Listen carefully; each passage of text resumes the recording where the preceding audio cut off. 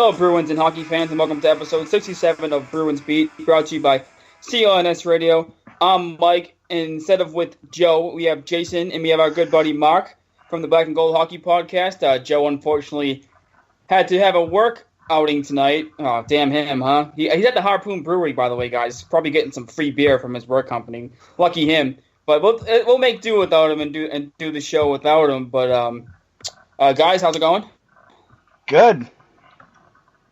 Good, Mark, gentlemen. How you guys doing? Pleasure to have you on. Thank you very much for having me again, man. I always like to talk hockey with you guys.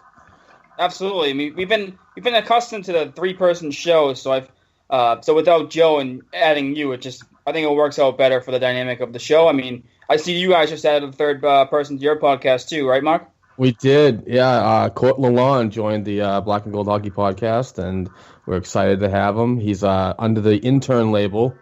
I think we're gonna keep that until Cassidy gets his full-time coaching. But yeah, he's been a great addition to the show. He brings a numbers kind of feeling to the show that we didn't, that Rob Tomlin and I didn't always have before. But it's a nice addition. We got 3 different personalities, and believe it or not, in 3 different countries.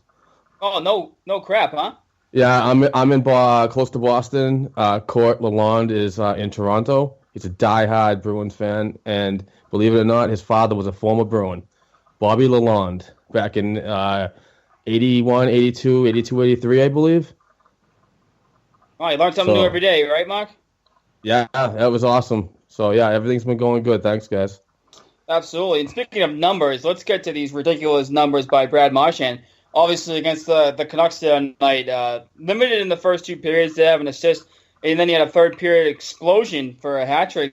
And I know recently Patrick Kane last night had a decent game, but at the time at the end of the Vancouver game at the night, Brad Marchand was tied with Sidney Crosby for the league leading goals with 32, and then obviously he was tied with McDavid for the leading scorer and point wise too. And you just look at this and Brad Marchand has just been playing unbelievable for this Boston Bruins team, and it's literally mind-blowing to see, because last year, obviously, he had a record-high 37 goals, and the Bruins re-signed him this past offseason. You say, okay, great, they re-signed Marchand, great player, but, I mean, could he get back to 37 goals? Maybe, maybe not, but he's right there, and he's taking his game to probably even the next level, because if you notice, last year, he wasn't putting up the assists. He was scoring a lot more goals than he was getting assists, but this year, he's been doing it in all facets of the game. He's by far been the Bruins' best player all season long, and you just can't say enough about Brad Marchand right now.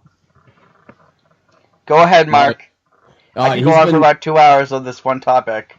Yeah, right. He's been outstanding. And what I noticed from him is his game when the calendar year turned, and that's when his stats were being more compared to those elite players in the league like Crosby and so on. So it's been really exciting to watch for the past couple of months how he's doing. And believe it or not, I'm really surprised about this because just from an old guy myself and seeing trends and contracts, usually the year after you sign is not a very good one, but he's really been playing very well this year. And on my take, I was listening to this on Belgrade Mass today. Well, it was technically Maserati and Murray, but Maserati brought up that he thought that last year was a fluke for Marchand, and even he was surprised to see how well Marchand's been playing, and he's definitely not the MVP, but in the MVP discussion for sure. He's earned that. Yeah, let me touch on that quickly too, Jason. Obviously, the MVP conversation. The Art Ross is obviously for the most. Is the Art Ross is the MVP, right? And the Art Ross is the MVP, and the Rocket Richard's for the most goals. And obviously, he's in the running for both of those awards. And you looked at it, and like you said, no one expected that at the beginning of the year. Obviously, people were expecting Marchand to, still be one of the pests on the Bruins team and do what it takes to win. Obviously, he plays in all facets of the game. He plays in the penalty kill. He plays 5-on-5, and now he's finally getting power play time out of it too. But like you said, MVP conversation, and it's crazy. And I never looked at Marchand MVP, but you look around the league at some of the players he's competing with, and it's Crosby, McDavid, Patrick Kane, Brent Burns is having a great year in San Jose also. And these are all the players you look at as the best players in the league. And I don't think Brad Marchand gets that recognition league-wide. And maybe he'll start you, especially after his great World Cup of Hockey this past season when he did it on an international stage with a big audience. But I mean, Marchand's been by far the most valuable player for the Bruins, and it's not even close. And I think he should get votes. Win it, different story. Obviously, the Oilers could snap a playoff drought. I think Brent Burns is by far the best defenseman in the league. Maybe just slightly over Erik Karlsson. So, I mean, I think he's been great with that team also. But, I mean, I understand how Crosby does this all the time. And I'm not trying to compare Marchand and Crosby, but Crosby's always there, and I feel like giving the MVP to Crosby would just be not good for the game because he's obviously the best player. I know he's the best player, but I don't think he's the most valuable to his team this particular season, where I think Marchand and the other players are. But like you said, he's not going to win it, but just to even be in the conversation with those guys is great. And what? Oh, sorry. Go ahead, Mark. The story itself, right, for Marchand this season, like you said, you touched on that, Mike, started with the World Cup. So, and to add to that story, to the really bad beginning of this year, to what he's doing most recently and the team's turnaround, he's definitely in the conversation. I don't know if he wins it because, like you said before, Mike, the face of the NHL, the face of the league, it always goes to a certain somebody that you know that's always there and always up there in the points. So I'd like to see him win for sure. It'd definitely be a nice story to a very bipolar season. And Jason, for me, yes, I'm going to add on to that because with Marchand the way he's playing and the Bruins as a team right now, I heard this come up as a phrase in one of the articles I was reading earlier. The Bruins are very quietly becoming contenders. They kind of are. I don't want to go too far just yet, obviously, because we saw how it goes the past 2 seasons where they've choked away the playoffs, and I understand it's been different recently under new coach Bruce Cassidy, but I don't want to count the chickens before they hatch, so to speak, to saying that goes there. I'm going to wait until they get in, but if the Bruins get in, I think they will be a tough out because, I mean, they're clicking on all cylinders right now. Their power play is doing well. They have a really good penalty kill. Rask has the ability to steal games. Obviously, I know he let in a kind of a soft goal the other night against Vancouver, but he has the ability to steal games. I just think the Bruins have the ingredients to, make some noise. But like I said, I'm going to pump the brakes a little bit and not get ahead of myself because these past 2 seasons, we saw what happened with this Bruins team, and you just never know what's going to happen towards the end of the season. Because as we've talked about on this show this past 2 episodes, they do have a lot of home games coming up. But all the teams that they're playing after this Western Canada trip are all teams right around them in the playoffs. So they're pretty much playing playoff hockey now. No, and that's true. And for me, the comparison I'm going to give the Bruins to this year, if they do make the playoffs, I'm going to say they're very sneakily like the Penguins from last year. That's an interesting point. Definitely interesting point. I'm not going to go that far. They obviously don't have Malkin or Crosby, and I think Chris Letang obviously is one of the best defensemen in the league when he's healthy, and I don't think the Bruins have an equivalent to Chris Letang. That's Me true. and myself, Bruins have 13 games remaining, and just from this Jekyll and Hyde team this year, a 19. They got 5 games above 500 at home. So, and believe it or not, 8 of those games are going to be played at TD Garden, which hasn't been. It's been much better lately, but they are 7-1 under Cassidy, though. Right, which is definitely a huge improvement. But the last 2 seasons and the beginning of this year, the home team just didn't play very well in front of their home fans. So it's definitely nice to see. I was actually in the house for that Detroit game last week. That was absolutely. You got a great game then. Oh yeah, it was unbelievable. The atmosphere just got lifted. There was definitely a lot better than the Phoenix game or the Arizona game I went to the week before that. The original 6 feeling in the. I feel like they.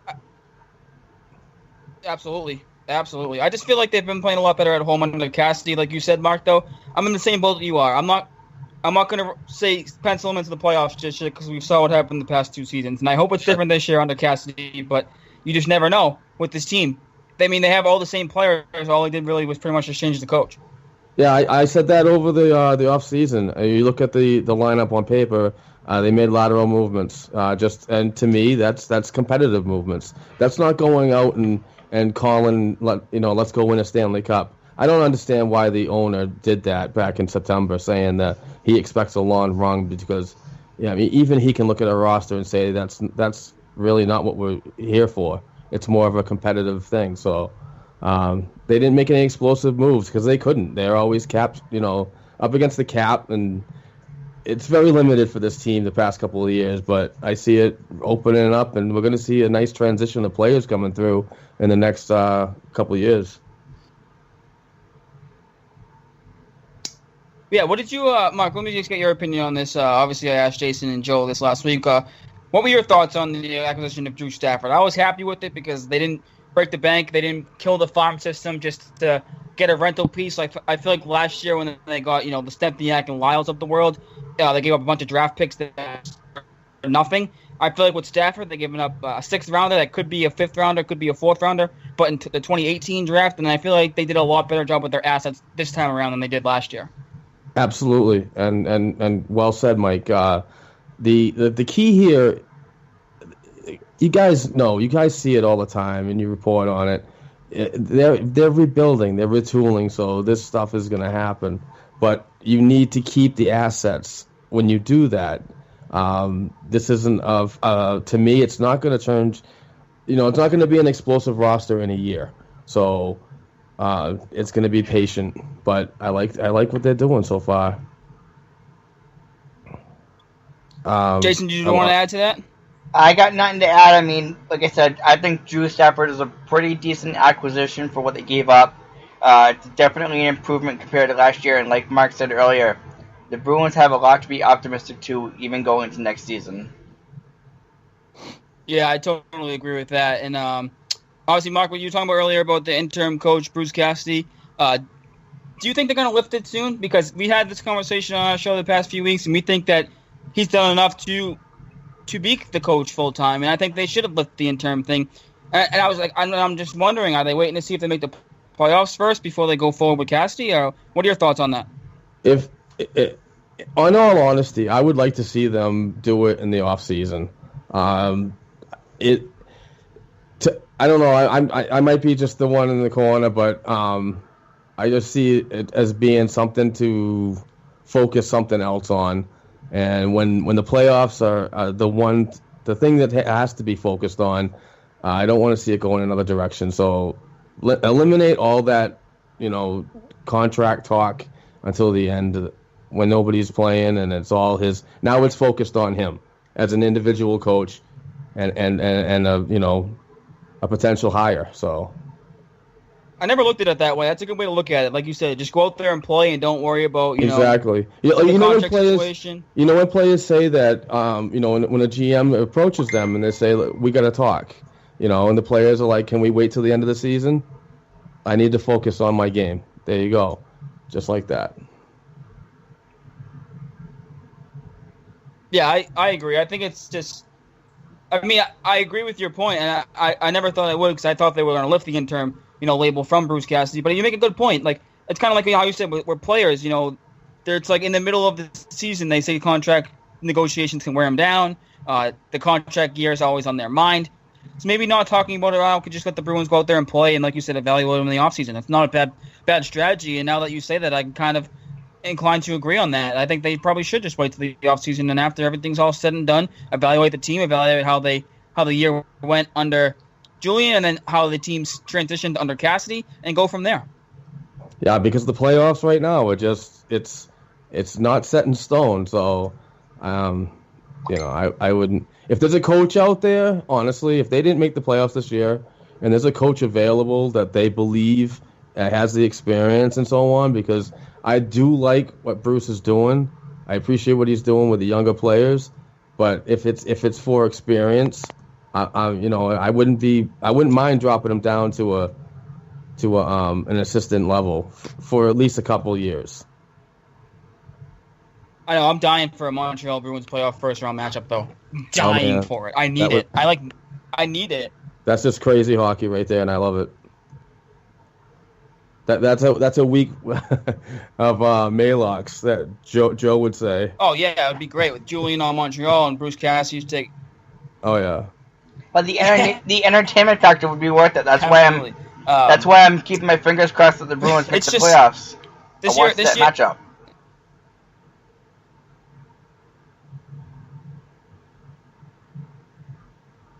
You're good, Mike. Do we lose him? Hope not. But no, I definitely want to see that matchup against Montreal. It's one of the big things that would be awesome to see in the playoffs. I'm pulling for it too. I need that matchup.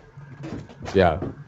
That's if you're gonna make the playoffs, what a hell of a way to come back. So, after a 2-season absence, come back in style. That's gonna be some heavy hockey right there. Yeah, I mean, I just want to see Montreal versus Boston just for the whole Julian aspect, and because if the Bruins are going to make the playoffs, like you said, I want to be entertained. I think Ottawa plays a boring style. I'm all set with watching the Bruins play Ottawa in a 7-game series. I know, I get that. I understand that. They're good. They play their systems really well. I just don't want to have to watch 7 games of Bruins play in Ottawa. I got you. I'm right there with you. Especially because of Guy Boucher's style. He was the one that did the 1-3-1 trap, and he would like have his players do a trap. And remember that game against the Flyers where the Flyers were just held the puck behind the net for like 3 minutes and everyone was booing? I mean, that's just the style he coaches, and it works. I get it. It works for some teams, and they play it really, really well. I just don't want to have to watch the Bruins play them in a series. I can't. So that's why I want Montreal. If the Bruins are going to make the playoffs, give me Montreal. There's just so many juicy matchups and juicy storylines, the history, the rivalry. I mean, that's what I want. I don't want Ottawa, I want Montreal. I love the spirit. I'm not asking for too much, right? Nope, not at all. Because a series against Ottawa, Mike, a series against Ottawa would remind me of that Braden Holtby Tim Thomas series, like right after the Bruins won the Cup in 2012. What are you saying? It'll be just like that series? Is that what you're saying? It'll be a boring goaltending series. Yeah, thinking back on that series was boring because that was when Dale Hunter coached the Capitals and he had everyone pack it in, and 5 guys in, he was like not playing Ovechkin that much, and yeah, like you said, that was not a fun series to watch, and I think it would be equivalent to that. It's actually a really good point.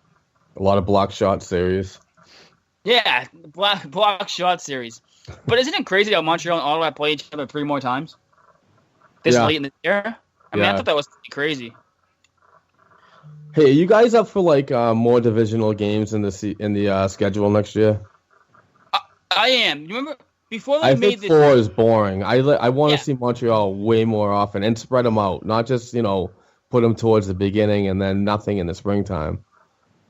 Right, and then I agree with you because before they did this new playoff structure, that's when they like switched up the schedule, and that's when they started doing divisional games for only 4 times, and it was they play every team home and away now.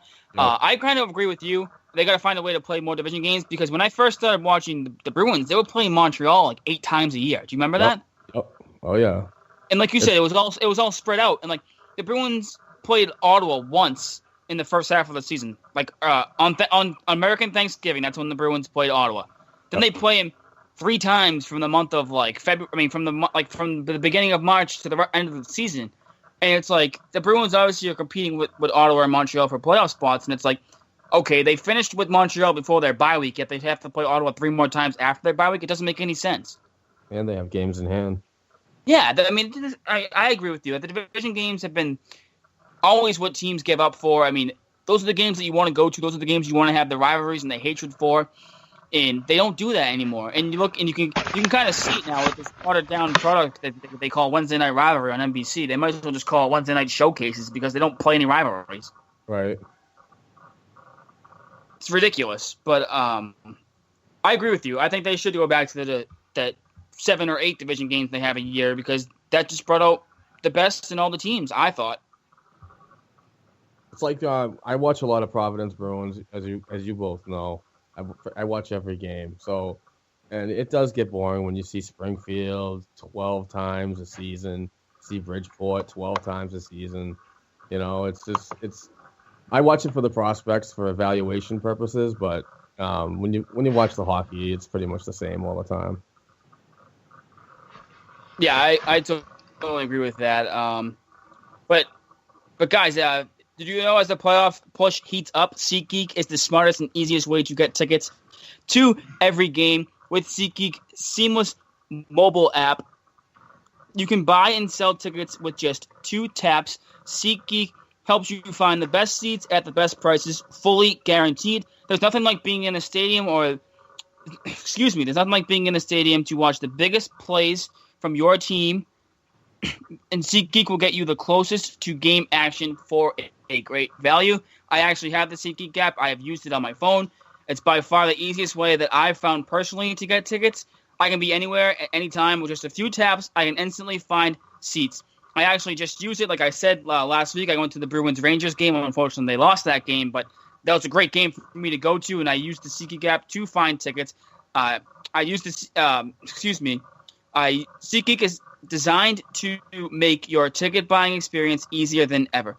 SeatGeek saves you time and money by searching multiple ticket sites to compare prices and find amazing deals.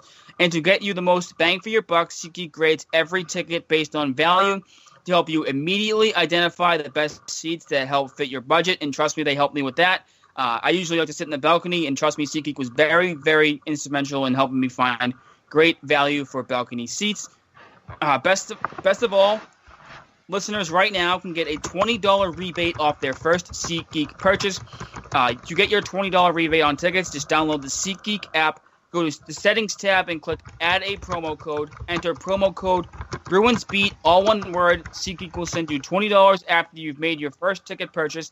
Download the SeatGeek app and enter promo code BruinsBeat today. And Mark, obviously, since we have you on, I would like to kind of delve into the prospect pool a little bit. I read a great piece from Kirk Luedeke today. Mark, you follow Kirk, right? Absolutely. He's been great with the prospects. He had a great article today. What were you saying, Mark? Sorry. No, he's an awesome prospect guy. If anybody's interested in reading up on what he's got, I think so too. He posts every week. He's really good. So, and he just moved to the heartland of the United States where the USHL is. So he's going to be seeing a lot of really good hockey. Yeah, I agree. And he had a nice article today talking about kind of some of the Bruins prospects that are in college.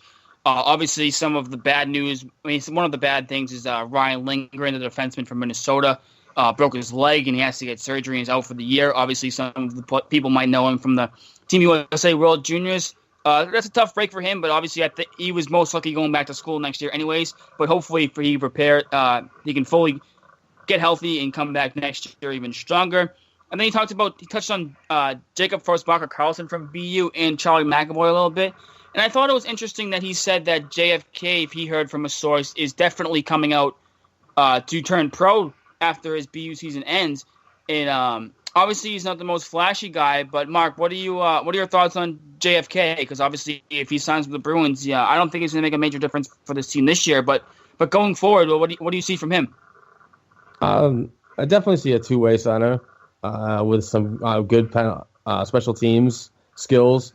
I mean, if any of your listeners know that he's been known to be the prototypical Bergeron player, so I see him. I don't know. And with prospects, I kind of tend to want them to stay. So, I'd like to see him stay. Honestly, if he's not going to be an immediate pro. I'd like to see him stay in school. I don't want to see the Bruins do what they did to Danton Heinen in Denver. I believe he got taken way too early, and he's actually struggling right now in the AHL. He goes on goal streaks. I mean, and they're not 4. They're not. It's negative numbers. So I mean, he's a good player. He plays a role down there, but he's not at the level that he should be right now. He should be back in the college ranks. But I like JFK. I like where he's going in his forward progression and his development. He's definitely going to be a key player to this Bruins future, but I really can't tell if it's going to be this year. It's definitely not this year, but next year's roster, who knows? And I'm not sure he'd want to, get out of college to go play in the AHL. Do you think that McAvoy will follow them too? Yeah, you guys have seen Twitter and so on. People need to really calm down about McAvoy leaving school and joining the Bruins this year. Please do it. Please say this. I need this rant right now. It's awful. I mean, just think about it. The general manager, Don Sweeney, is not going to take a roster spot that's making $2.5 million and put him on the shelf for an NCAA kid this year. That does nothing but nastiness to the locker room. You're not showcasing him for anything. He's not fully ready this season, so don't expect him to be here this year or the playoffs. And the playoff chatter is ridiculous too, because how do you think Kevan Miller would feel if his roster spot got taken by an NCAA kid for the playoffs when he's had a decent, not great but decent year this season? That just spells really bad things. So it's definitely not going to happen. Next season, I'll tell you, he will make some noise. He will challenge for a roster spot. With Joe Morrow, probably, he's got restricted rights, but John Michael Lyles definitely not resigning. There are openings for players like him, Jakob Sporl, Jeremy Lawson to challenge for. I totally agree with this. I totally agree with this. And people like it's because he had the Great World Junior Championship tournament. And don't get me wrong, I was just as excited as everyone else about that team and how McAvoy looked and how he controlled the game and how he was one of the best players on the ice. But he's not coming in after this season to save the Bruins fans. He's not coming in to save the Bruins. It's not going to happen. If they sign him, great. Like you said, let him come in next year, get a full summer to work out and train and do whatever he needs to do and compete for a job like Brandon Carlo did. We don't need him coming in if the Bruins make the playoffs. The only reason that, and people seem to forget, but Torey Krug played in the playoffs. Do you know why he played in the playoffs? It's because their D was hurt. Seidenberg got hurt. McQuaid got hurt. They had no one else to go to, so that's why Torey Krug played. Let's let McAvoy develop. I think he is going to sign a pro contract this year. But if he does, people need to pump the brakes. Just let him go. Let him progress. Let him have, like I said, have a summer, work out, train, come in next year, compete for a job. Boom. But I agree with you. This fan, enlightenment about McAvoy just coming right in and being like a Drew Doughty is asinine. Right. I like the kid. I think he's got huge upside. Quick McAvoy. I had to do the same McAvoy rant that you did, Mark. I needed to do it. I did too. It's just, it's good hype. But it's unrealistic to me. Oh yeah, by far unrealistic. But I thought another prospect he touched on that I think the Bruins absolutely should sign after a season is Anders Bjork, prospect from Notre Dame, and his contracts. I forget how it is, but like in college, but it's after a certain amount of years you can become an unrestricted free agent. Pretty much what VZ did this coming season when he signed with the Rangers and didn't sign with Nashville. Bjork's a prospect I look at and say, the Bruins should try and sign him and maybe see what they got there and give him a shot next year too. I'm not saying to throw him into the lineup this year, but I'm pretty excited about Anders Bjork. Mark, what do you think about him? Fantastic player. Can really stretch the ice with big strides. Tremendous skill, great vision. He plays just a very speedy, heady IQ game, and he just kind of reminds me of a Pasternak skill with the speed of like Austin Zarnik and Frank Vetrano. You know what I mean? I think he's gonna fit in the lineup sooner or later very well because the pieces the wave of generational talent that's coming through is going to be very exciting to watch and definitely encourage anybody in the area, please go to Providence Bruins games and watch this happen because it's going to be, like I said, exciting.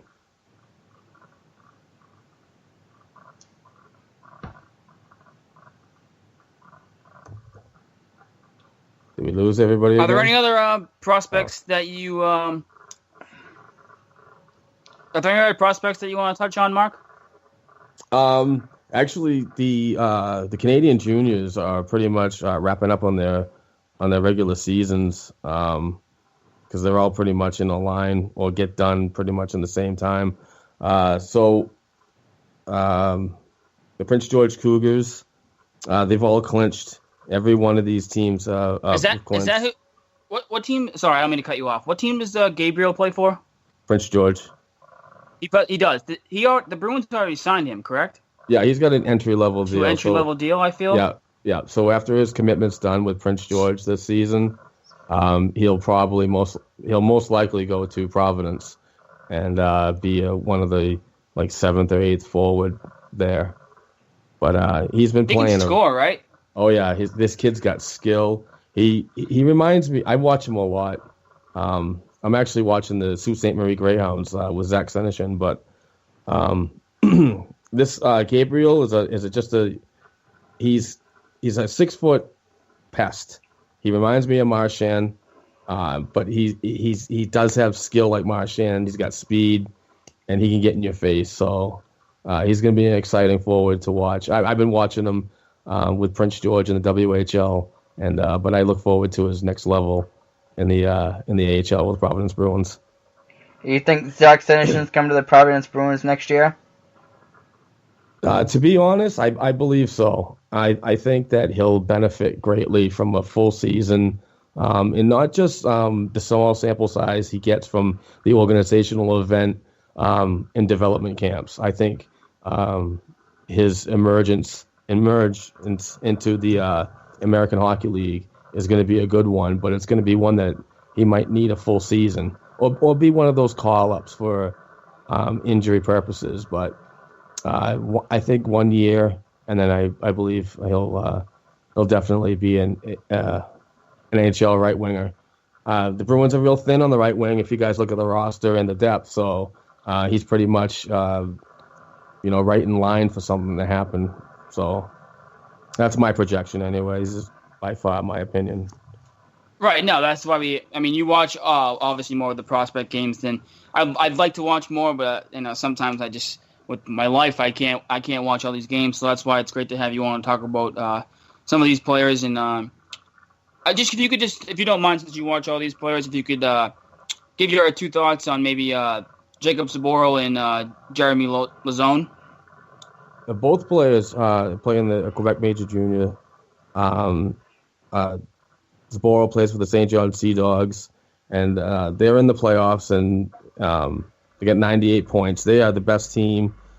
Zboril's been one of those types of defensemen that works on things 1 year and then dips the next year. So he's very up and down with his development, but this season he's having a career year. So I believe he's a player that will definitely be the AHL next season because he's eligible after he turns 20. So that Providence D is going to look really good next season. And that's good news. That's good. You want me to go, Mike? Yeah. Go ahead. And that's good news for the Boston Bruins because having all these prospects that are coming up, it gives the Bruins assets in the long term for them to become playoff contenders on a consistent basis again. Right. And Jeremy Lauzon, I meant to touch on that. I'm sorry, Mike, but he's another player that kind of reminds me of Zboril. They're very close, but they both remind me of a bigger Torey Krug. They both got really good upside on the offensive side of the game. They both skate very well, and they got good vision up the ice. So, those two most definitely are going to be in the AHL next season.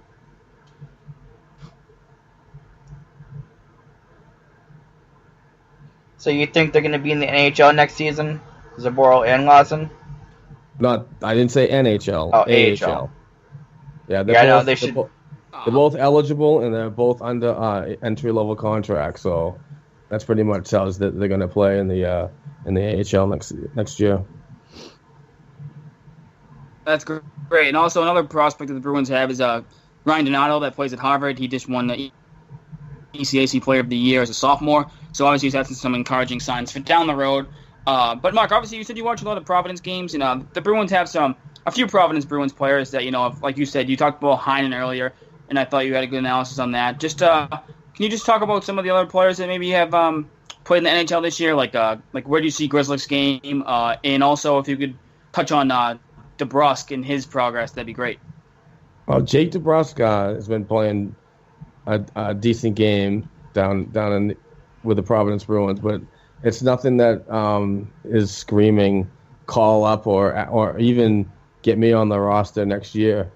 I think he's definitely a work in progress, but you got to have those depth players sooner or later. I mean, I could be. This is just my opinion and from what I see, because I watched a lot of the games, so I'm not a very professional, but it's just a hobby. But I see his game another year in the AHL.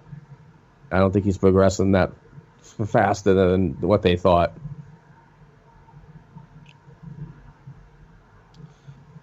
Sorry, did you say that was for DeBrusk? Yeah, DeBrusk.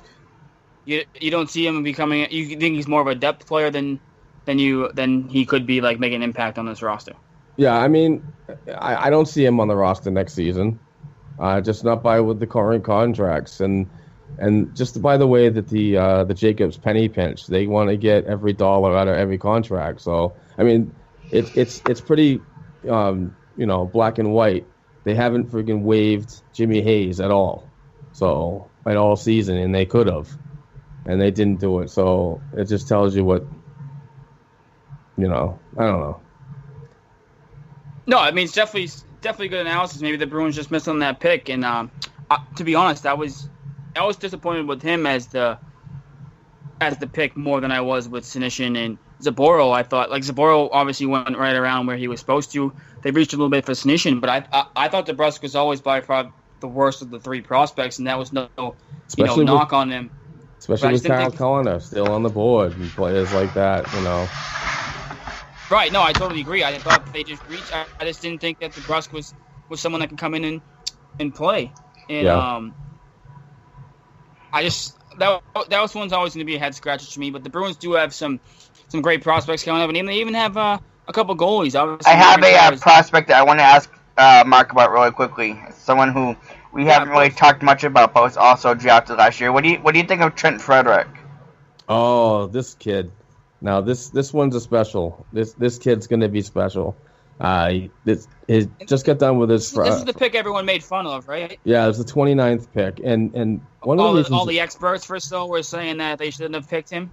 Yeah, they did the whole off the board kind of thing with this one, but I think there was some inside intelligence, and this is from a lot of people that are way out of my pay scale.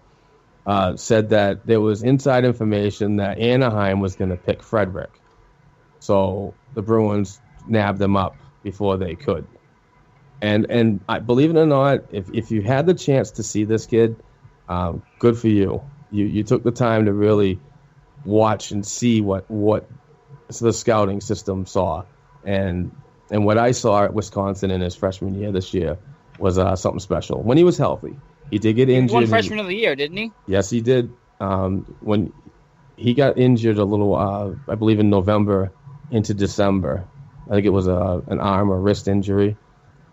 But ever since that, he's been just an outstanding forward, and definitely keep on the radar for next year, sophomore season. The awesome. other one. Love to hear that. Can I just say something about another player for Wisconsin? Yeah. Cameron Hughes, look him up. Deep pick. Not sure which draft he was. It's been a while. But he went on a 12-game point streak this season and has played very well. I see him making some noise with Providence next season, as he'll be a graduated forward, I believe. Oh wow!